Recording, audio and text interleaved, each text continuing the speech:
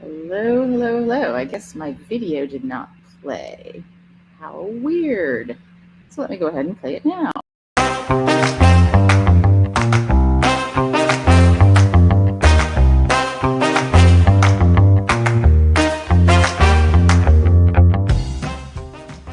You want more out of your love, sex, romance, everything. You're curiouser. So am I. In this live, I'm sharing my thoughts on life, love, passion, and creating something that is far better than I ever could have dreamed. Welcome to Curiouser. There we go. Welcome, welcome, welcome. Hello, hello. Happy Monday morning. Woo! And it is a chilly one here in Raleigh, North Carolina. We have had a freeze warning for the past 3 nights in a row, which is crazy. So, yeah. Hello, hello, hello. For those of you who do not know me, hi. I'm Heather, also known as Nookie. I live an amazing personal life full of love, sex, passion, adventure, and exploration. And because I believe that everyone deserves to have a personal life and relationships far better than they ever could imagine, I write books, teach workshops, and offer coaching for better love, sex, romance, and kink for people of all genders, relationship statuses, orientations, and more. Oh, 50-50. So many people say it. A relationship is 50-50. 50-50 is bogus. It's spectacular bullshit. It's equal effort for meh results. It's tit for tat. You give me 50 and put in 50, I'll give you 50 and put in 50. And that relationship style just plain sucks, right? I do something good for you, and then I wait around until you do something good for me in equal measure. Also, there's the flip side of that. You do something bad to me, and I do something equally heinous back. Not for me, thanks. Let's dig a bit deeper into this idea and what it really takes to make a relationship amazing. And I'll tell you, it's not 50-50. Also, don't forget to comment or ask your questions in the chat. I love engaging, and I do keep an eye on the scroll at all times. So, yeah. So 50-50, as you've probably guessed, not a fan. I prefer to feel like I'm at 25-75 or better, with 25 being my share of effort and 75 being a 300% return on that share of effort. And when I'm teaching this live, this is when I see the audience's faces go, wait, what?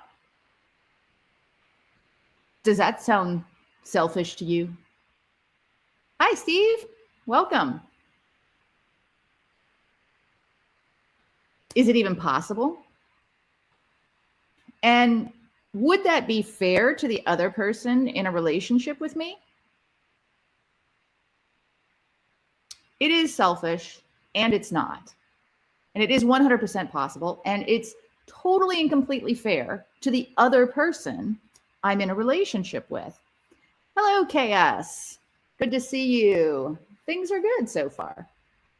So real quick, before I dive deep in and explain, please don't forget to like this video and share it wherever you find me. It is a huge help for me to have people recommend me to their friends and family in the groups or pages or social media sites that you all participate in online. I'd really appreciate that. And thanks so much. So I said I'd prefer to feel like I'm in at 25-75 or better, with 25% being my share of effort and 75% being a 300% return, right? ROE, return on effort. Wanting more than I give is not selfish. Or rather, you could look at it as it is selfish in a good way.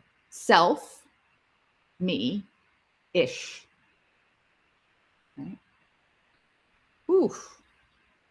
Breaking your right leg kneecap. That's got to be pretty painful, Steve. I hope you're on the mend. Let me be very clear about my thoughts on this. There is nothing selfish about wanting the best for yourself, right? But let's take a look at the definition of selfish just to make sure we're starting off on the same page. Selfish, of a person, action, or motive, lacking consideration for others, concerned chiefly with one's own personal profit or pleasure. Okay, so I can see how this would read as an inherently bad thing. Because frankly, it doesn't sound all that nice.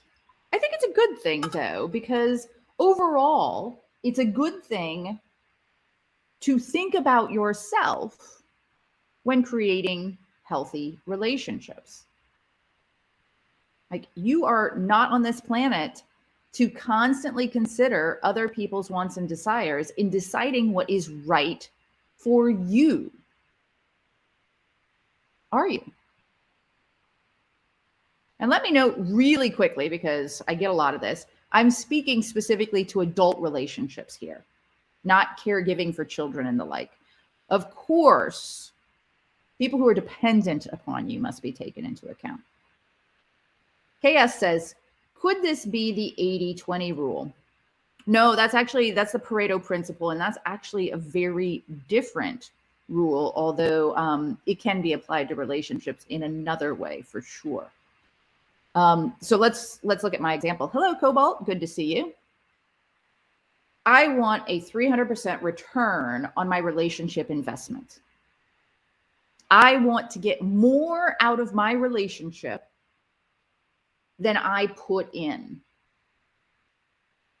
CJ says you are so correct on this. Thank you and good morning.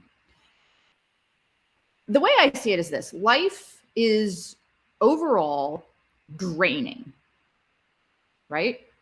It's my view that your relationships should fill you up enough that you have extra for all the rest of life. And that means that you need to get more out of your relationships than you put in. If I'm putting in my 50% to get exactly the same back, then why bother? After all, as soon as there's any bump in the road, that will immediately create a negative. And if we're talking about return on investment, I could get better returns from a basic savings account. I require more. Hello, Dennis. Good to see you. My father always told me that there is no equal relationship. There is one in a couple that is always the boss. I wouldn't say that. I would say there is always one in a couple who has stronger feelings or a stronger personality in specific situations, right? So somebody is going to be stronger here and somebody is going to be stronger there. And sometimes they're going to be very, very close to equal. And that's where arguments come in, when there is no specific setup or negotiated power dynamic or pathway through, right? So Cobalt says, it's like gardening then. You don't plant seeds to get back seeds. Perfect example. Absolutely. I do not plant seeds in my relationship to get back those exact same seeds, or even his seeds or her seeds or their seeds. I plant seeds to get flowers. I plant seeds to get food and sustenance. So the question is, when it comes to gardening, That's pretty obvious, right? But when it comes to relationships, people aren't so sure about that. Like, is it even possible to get more out of a relationship than you put in? And I'll say, yes, it absolutely is. I'm living it. I feel like everything I give to my partner, he returns to me multiplied.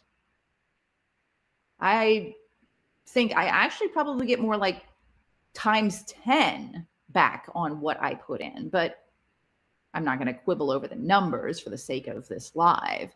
Suffice to say that my relationship and my interactions with him not only fill me to overflowing on a daily basis, giving me deep contentment and strong resilience to the rest of life in general. But when there are the inevitable rows and misunderstandings and difficulties, or like the surgery I'm going through right now, which is pretty stressful, there is plenty of cushion and withdrawals can be made without hitting rock bottom or going into the negative. And I would say that's true of all of my close relationships, every single one. My partners, my friends, even my family. And I wouldn't have it any other way. Roger, hello, how are you? Good to see you. Sometimes you need to be selfish or you may never receive what you want or desire. However, it can also be turned into a bad thing. As to return, I try not to worry about it. I agree. I don't sit there and tally things up and say this, that, or the other thing. However, I do look at how I feel about things overall. And I know what feels good to me. And that's very, very different from what people have been taught they deserve. KS says, the way selfish is spoken about, negative and shame. I want to be a gentleman that is caring, but not take my own joy. Absolutely. And so one of the things that I think is important is that you specifically said, I want to be a gentleman that is caring. So to me, acting on the idea of being a compassionate gentleman is actually selfish behavior for you. That's how you see yourself. That's how you get joy, right? Once you start looking at things from that standpoint, you begin to see that you can really advocate for yourself and do the things that are important to you and still create amazing relationships. Sabyasachi, lovely to see you. Good morning. Cobalt says, you have to check the soil, weed out unwanted stuff, and tend. 100%. Dennis says, with my wife, when she was well, she was in control, and I lived it. The one that gives has to love giving. I could not have it any other way. I absolutely agree with that. Steve says, in any relationship, both partners should be giving and planting seeds daily. True, right? However, a relationship should also be strong enough and positive enough and resilient enough that if somebody cannot give and plant seeds for a day or several days, there is plenty there to keep things going. CJ says, it's true with all relationships, but like you said, unless it's a child or a dependent of yours. I'm glad I got on here. You're helping put some of my thoughts into focus. Yay! Cobalt says, nor would I want it for you any other way. For myself, I'm still clearing out a toxic waste dump. It is a work in progress. Always a work in progress. So I've told you from my perspective. Now let's talk about, would that, me getting so much out of a relationship, be fair to the other person in a relationship with me? Right? Oh, yes, it would. That's the kicker, really, because Not only do I want to get so much more out than I put in, I want my partner and partners to feel exactly the same, that they get out more than they put in.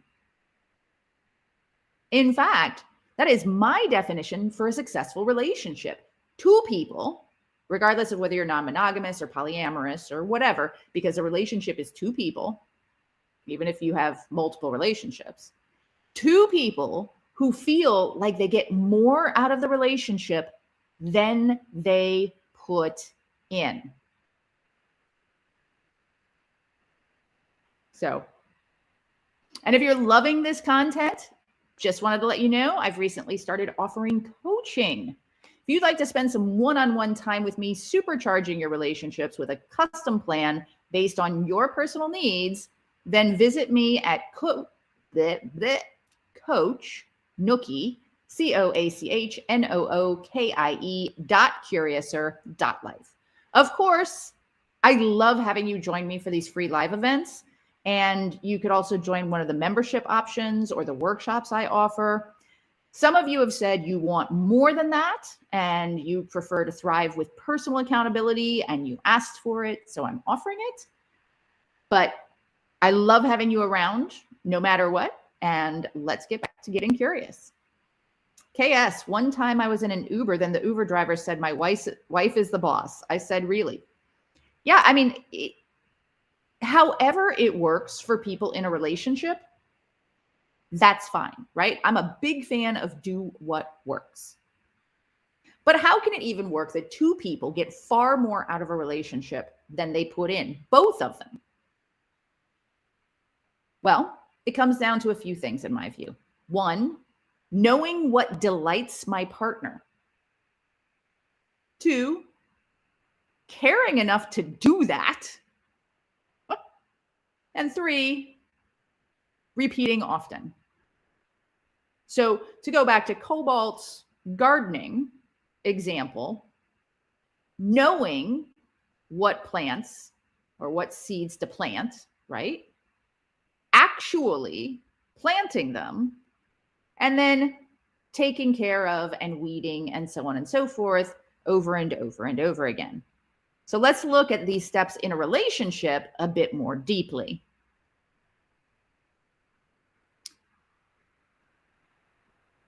And like I said, before I go into this, because I think this is important, my philosophy in life and love is that when it comes to any kind of relationship,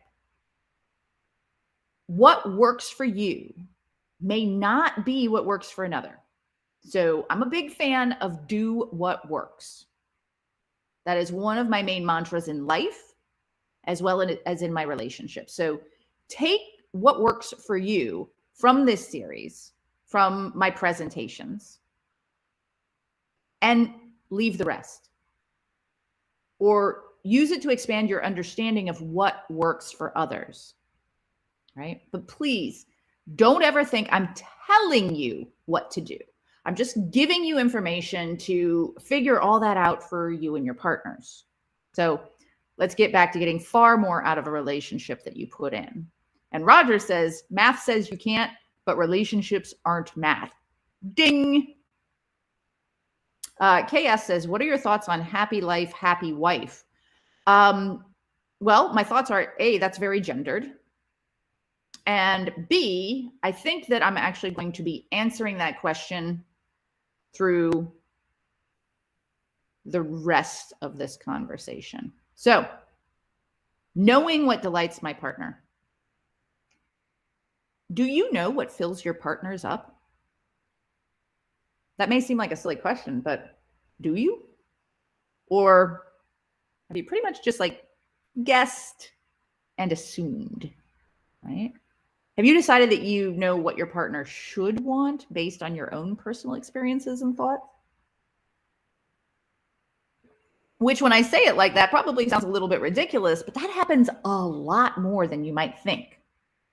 I'm pretty sure you've experienced it too. Like someone says to you, I just don't know what would make you happy, or, you know, something like that in a relationship discussion, and you tell them, and then they proceed to do pretty much everything but. right? Yeah. So what fills your partner up? Hey, Shalimar. Good to see you. I like happy house or happy spouse, happy house, where spouse is any type of partner. I just like the rhyme. Yeah, 100%. So I'm going to give you a few examples and you can think through, would my partner like this? How about texting encouraging words on really tough days at work? Writing I love you on a slip of paper and hiding it in a purse or a jacket pocket? Holding hands in public? Planning a surprise lunch date in the middle of a hectic work week? Giving your partner a foot rub? Allowing your partner to have space on really tough days? Playing a board or a card game together? Going for a walk together? And so on. If you're not sure what fills your partner up, ask. The 5 love languages, 5lovelanguages.com, are a good place to begin. But don't just rely on those. Get specific with your partner about exactly what makes them feel the most loved, right? The very specific things. And then there's a bonus. As you learn about your partner and what fills them up, also make mental notes categorizing what really works for them into 4 buckets. Things that fill you mutually, like it fills them for you to do it, and you feel filled up when you do it. Things that fill them and come naturally to you, right? They don't necessarily fill you up, but they come naturally to you. Things that fill them up that do not come naturally to you, but you can enjoy the process. And then things that fill them up that are not your thing, like these are your boundaries, right? Spend 98% of your daily efforts on the first 2 buckets, things that fill you mutually and things that fill them and come naturally to you. So this is where you'll be both giving and getting an immediate positive return quickly and easily. And I'll definitely do another live in the future, digging deeper into all of these and discussing how to make it a more integrated part of your life, because I think that that's really important. Hello, Giovanni. I think learning your partner's language of love is a great way to start. It is absolutely a great way to start. 100%, because it starts that conversation, right? Now, I mentioned things that fill them up that are not your thing or your boundaries. And I'm writing a book about boundaries, and you can get those chapters as I write them live by joining my Take No Shit workshop. It's at takenoshit.Curiouser.Life. And just this morning, I wrote out a new section for the book that's actually going to be live in my Take No Shit workshop later this week. It's going to be about opposites attract, how very empathic people often find themselves drawn to narcissists, sociopaths, and other people who maybe aren't so compassionate. And so that's what we're going to be talking about this week in the workshop. Normally, the workshop is $47. In fact, it's $47 right now. You can get it for as low as $27 by naming your own price. And the price is going up in April. We are going to start sort of a new round of the workshop for people who want to work through it together in early April. So if this is something that you're interested in, get signed up, and I will be sending out details to everybody about how to get in and get started with that new group. So, knowing what fills your partner up. Philip, hello, welcome. Love that title. Thank you. So the second one is caring enough to do what fills up your partner. And when I say caring here, I don't mean the care you feel like in retrospect, when you're in a fight and you're feeling regret that you haven't shown your care, you've broken up and you're feeling nostalgic. I mean, care as an active verb. Care on purpose. Love intentionally. Want to show it. Yeah, but life. You think I don't know? This sizzle, as they say, didn't come easy for me either, right? I literally trained myself to be more aware of giving love in my relationships. I had to, because it did not come naturally to me. But I had a feeling, a gut feeling, that to have the relationship I wanted, I would have to be able to offer at least as much as I wanted from it. Although, I now know that's not quite true, as we're discussing. And so I learned. I started by creating calendar reminders to tell my partner that I love and appreciate him until it became a habit for me. Now, I don't do that anymore. I don't need to do that anymore. But it's kind of funny because like I can sit here and like say to my partner sitting across the room, I'm like, "Hey, baby." Be like, "Yes." And I'll say, "Have I told you lately I love you?" And he'll laugh, and sometimes he'll think and he'll say, "No, not enough. Maybe a BJ later." Or sometimes he'll say, "Yes, yes, you have. You always do." And every once in a while, he'll still say, "Did your alarm just go off?" Because he knows that I set calendar reminders to tell him that I cared, because that's how I made sure to fulfill some of the things that filled him up. Right?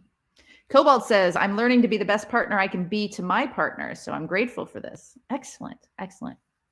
So number 3, repeat often.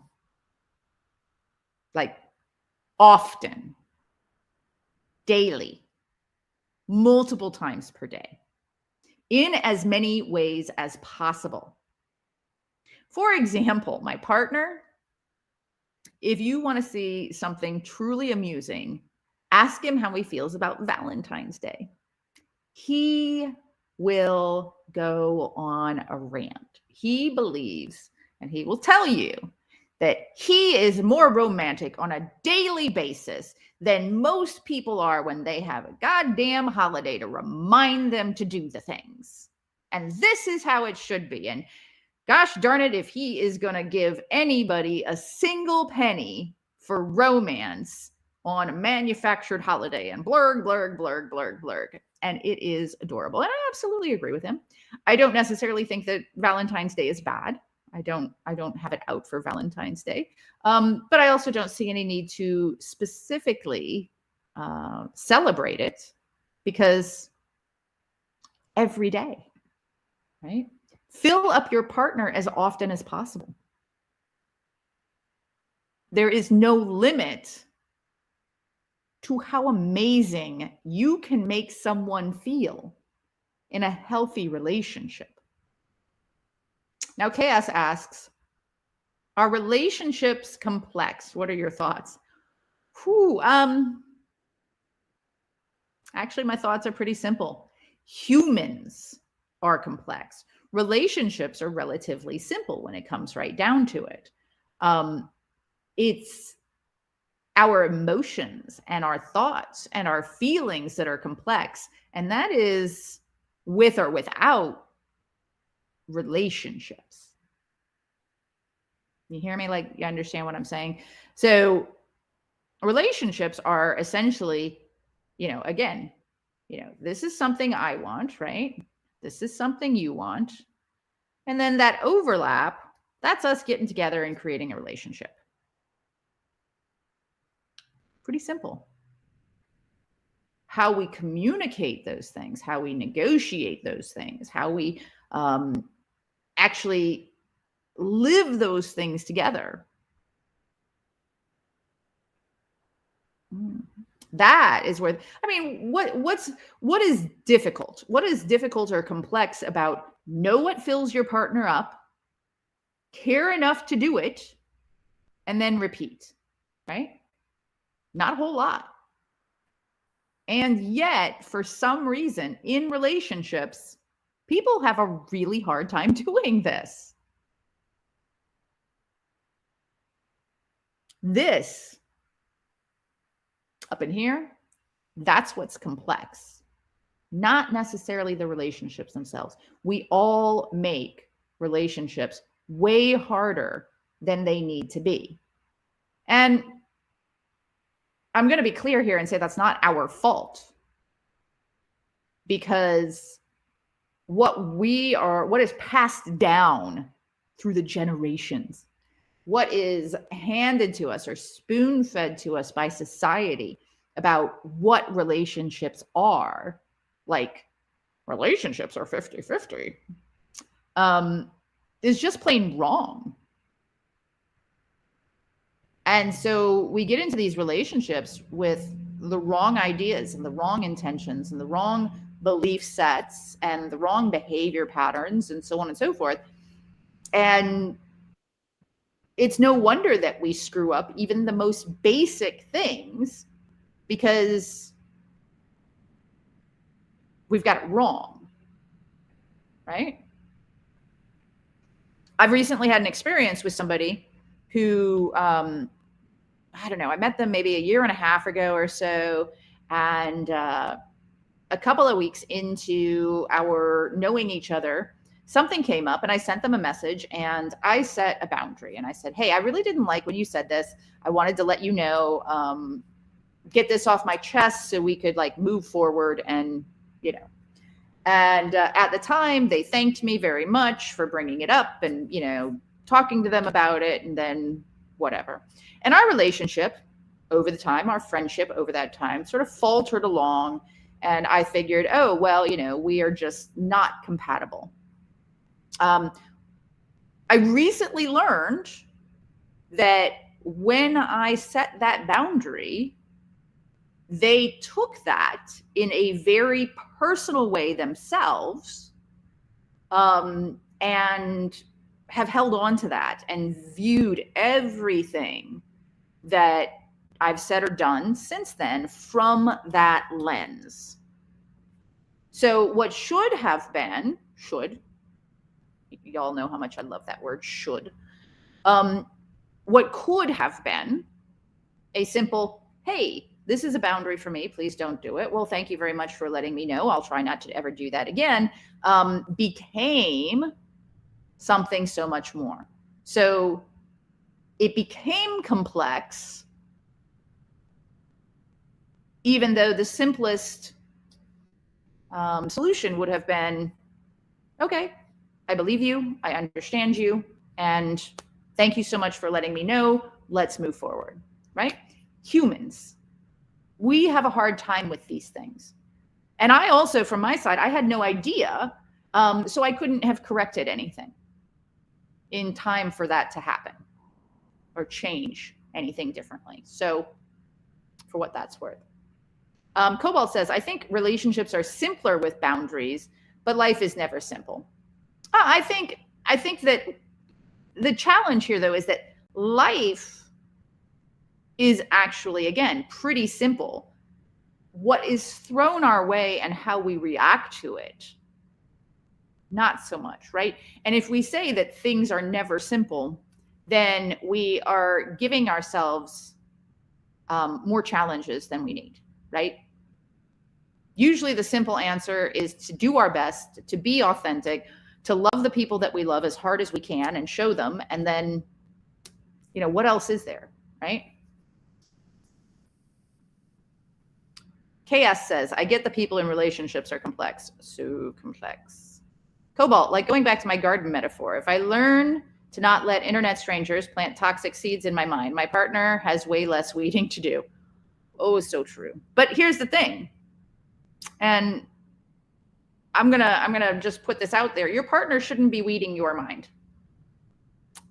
And your boundaries need to prevent your partner from having to do that emotional labor, right? And I'm not saying that that's what you meant. I'm just saying that that's how it could be read, and I think it's really important to make that point. Celine says, I think sometimes people mix up simple and easy. Oh, absolutely, because simple is simple, easy is easy, and often the most difficult thing in the world is to allow things to be simple. Okay. So, do you have any questions about what we've covered so far today? Pop them into the chat if you're with me live, or into the comments if you are watching the replay. That would be super awesome. So back to that idea of 50-50. Each of you puts in half, right? Half the relationship. Really? Half your effort, half your love, half your attention. And people will be like, oh, no, that's not what it means. We put in 100%, but each of us gives 50% of the relationship. Well, this goes back to, what we talked about before. That's still tit for tat, equal this for equal that. And how do you make sure you're 50-50 then anyway? If you do this thing, I'll do that thing. Like, dishes are daily and laundry is only 3 to 4 loads per week. And laundry is easier overall, but I hate laundry. So I'll take dishes and you can do laundry and clean the toilets. And ew, sounds like a nightmare to me. 100-100 in that case is a better philosophy overall in my mind. 100% of whatever you have to offer them when you are with them. No totting up or measurements, no calculations, just everything you have to give, which will vary day to day. Of course it will. Your 100% on Tuesday may be only about 23% of your 100% on Wednesday. That's okay. It's fine. Let's imagine, though, what if you put in that 100% and you got 3 times or more what you put in back in love and appreciation and smiles and cuddles and joy and adventure and whatever? And what if you knew that putting in that 100%, your partner did the same, and that they got so much more from having you in their life than they gave? How would that make you feel?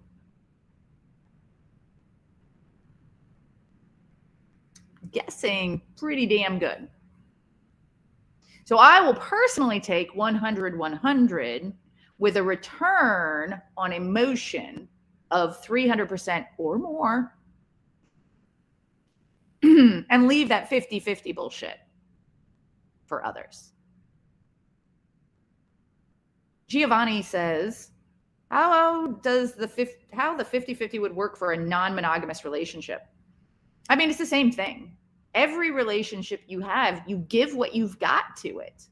And it's going to be different. Just like I said that your 100% on Tuesday may be different than your 100% on Wednesday. The 100% that you have to offer this person may not be the same as the 100% you have to offer that person.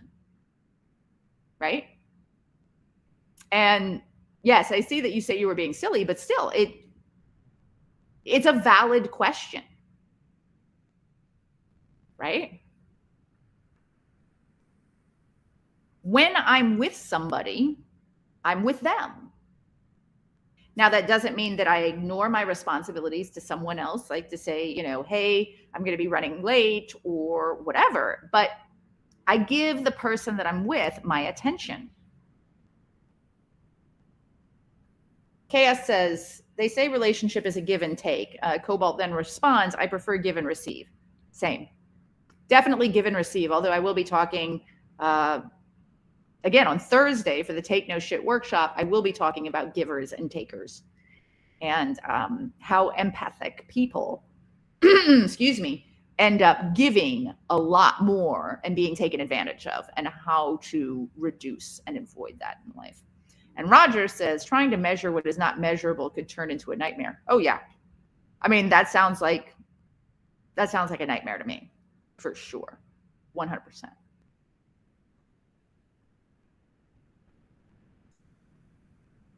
So that's what I've got for y'all today. Thank you for joining me. If you love this discussion, please like and share it with others who would enjoy it. And don't forget to follow or subscribe wherever you're finding me so you don't miss out on upcoming lives. And speaking of upcoming lives, let me let you know what we're doing later this week. Tomorrow at noon, I'll be doing One Badass Bitch or whatever. It'll be talking about building better boundaries. On Wednesday at 7 a.m. Eastern, I prefer my kink, paraphrasing 007, inspired, not enforced, and that'll be part of the FLR Femdom and Women in Charge series. Wednesday at noon, Dating Kinky Book Club, Who Are You? Fantasies. Thursday at 2 p.m., we start with Lucky in Love, how being a selfish shit brought me more love, passion, and romance than I ever dreamed. And then at 3 p.m., we'll be going into our private live for the Take No Shit workshop. That'll be Opposites Attract, Empaths and Others. And then on Friday, Absolutes Are the Worst, Communicating in Relationships. So, Cobalt says, side note, people who think high empathy equals low narcissism are incorrect. Oh, yeah. Oh, yeah. People can be highly empathic and still narcissistic. And that's one of the things that we're going to be talking about is what is the difference between the givers and the takers, and how do we protect ourselves and prioritize ourselves? Because you're right. High empathy does not necessarily mean that somebody is a compassionate giver at all, right? Some people use their ability to feel others' feelings and to understand how others feel in order to manipulate them better. So yeah, that's what we'll be talking about for the weekly live for the Take No Shit workshop this week. And if those of you who might be watching, if you did not get a chance to see last week's, we did a public live for the Take No Shit workshop with Miss Betty talking about rejection, sensitive anxiety, and still building better boundaries. If you missed that, it is still up and it will be for another couple of days. So don't hesitate to go check that one out. The live went a little wonky, but once you get to the meat of it, it was really, really good. I'm in the process of editing that for the Take No Shit attendees to go into the library. So yeah. Anyway, thank you so much again for joining me today. If you have any questions, don't hesitate to reach out to me. However you find me, you can find me at coachnookie.Curiouser.Life, of course. You can also find me through takenoshit.Curiouser.Life if you'd like to join the workshop there. And hopefully I will see you in another live. So